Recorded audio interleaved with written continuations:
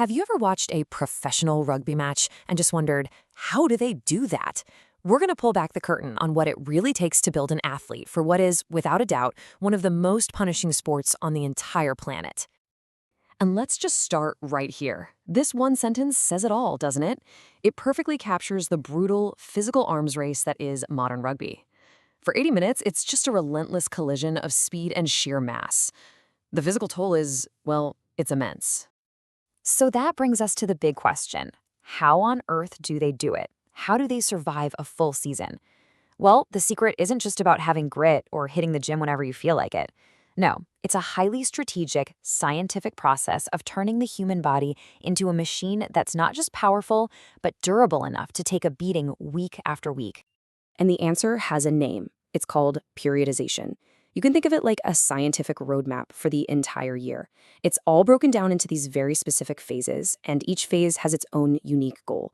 Honestly, it's the difference between just working out and truly training to be an elite athlete. Okay, so let's dive into the first phase of this blueprint, the off-season. This is where it all begins. This is where the foundation for the entire year is laid, long before any crowds are cheering or TV cameras are rolling. So what's job number one? Well, it's all about building the raw material, the muscle. And the scientific term for that is hypertrophy. Now, this isn't about getting beach muscles. It's about systematically increasing the size of the muscle fibers to build a more powerful and, crucially, a more resilient frame for the season ahead. And to make that happen, the training is all about volume. Forget about those one rep max ego lifts. We are talking about lifting a really challenging weight, but one that you can control for about 6 to 12 repetitions over and over again for multiple sets. That specific range, that's the sweet spot for triggering muscle growth. So how do they know if the weight is actually challenging enough? It's not guesswork. It's all calculated based on this principle of repetition maximum, or RM.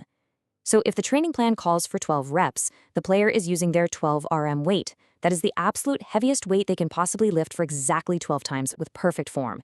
If they can squeeze out a 13th rep, the weight's too light. It is that precise.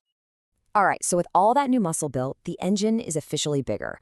But you know, a big engine is pretty useless if it can't generate force quickly. So welcome to the preseason. This is where the focus completely shifts from just building size to creating raw, explosive power. And this right here is such a critical distinction to understand, the difference between strength and power. Strength is all about raw force, literally how much weight you can lift, period.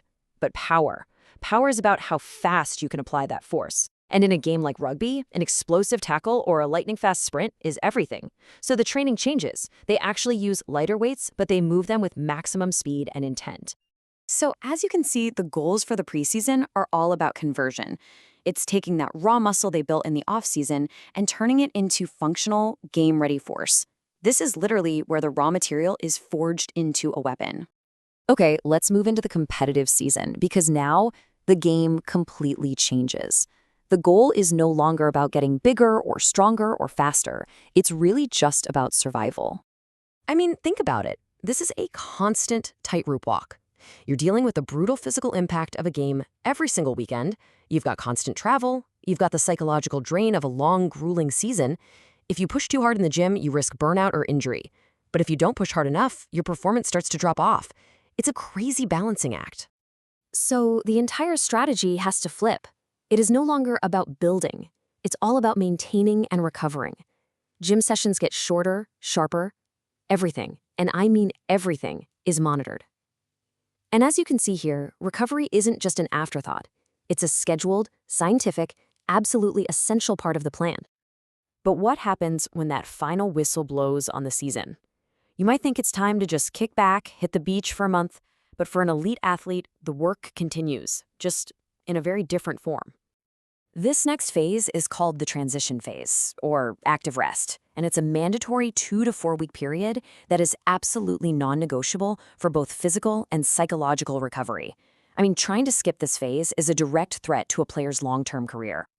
And what's really key to understand here is that active rest does not mean sitting on the couch.